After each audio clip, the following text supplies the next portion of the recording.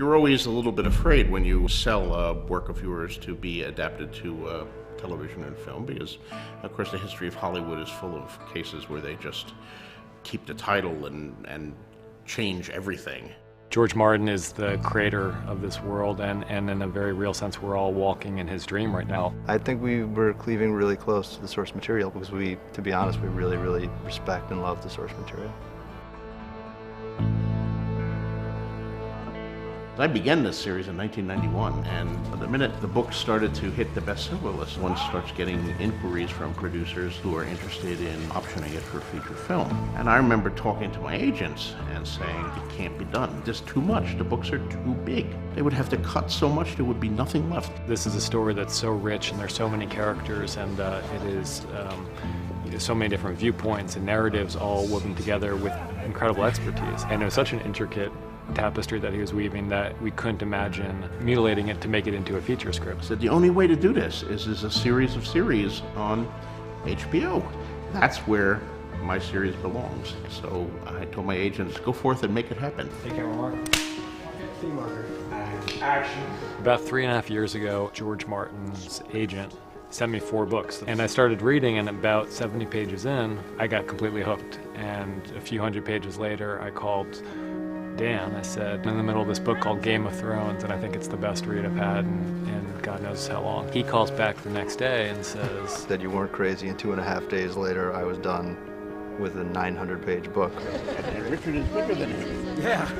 The first time he came to set, he said, it's like walking into one of my dreams. And he looked stunned. Yeah, he did look stunned, and we're in his dreams too. I mean, this is the world he created, these are the characters he created, and as Dan said earlier, we've been trying to cleave as closely as possible to the novel that he wrote and to the world he created.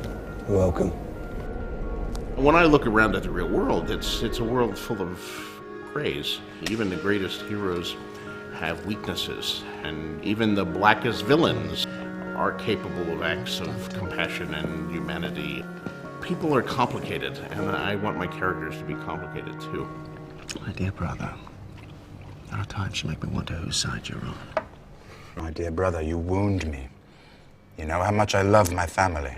Game of Thrones is not about monsters, it's about humans. One of the mottos that we have been trying to live by in writing this is no bad guys. It's an incredibly human story, and every character has his or her own motivation. Everybody is pursuing their own interest, and everybody is following their own code, and it's about those interests and those ethics coming into conflict with each other, and it just provides a much richer story than the guys in white beating the guys in black.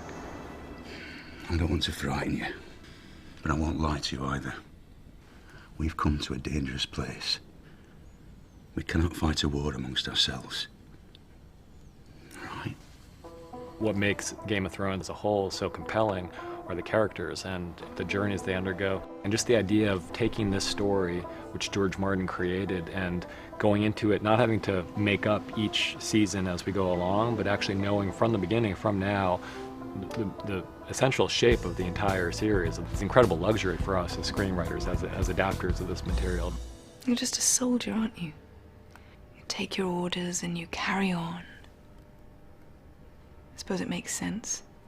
Your older brother was trained to lead and you were trained to follow. I was also trained to kill my enemies, Your Grace. As was I. These books are a considerable challenge for any screenwriter. We're all living in George's dream. I mean, this is the world that he created. These are the characters he created. My fans are going to see the story that I told come alive in a different medium.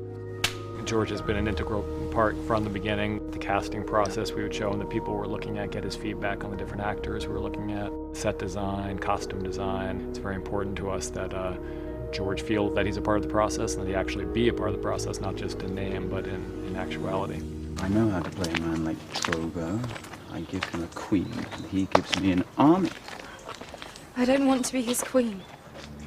I was very hopeful that the script would actually reflect my books, and indeed it did. I was not disappointed at all. I thought they did a terrific job. I was delighted with the script, and still am.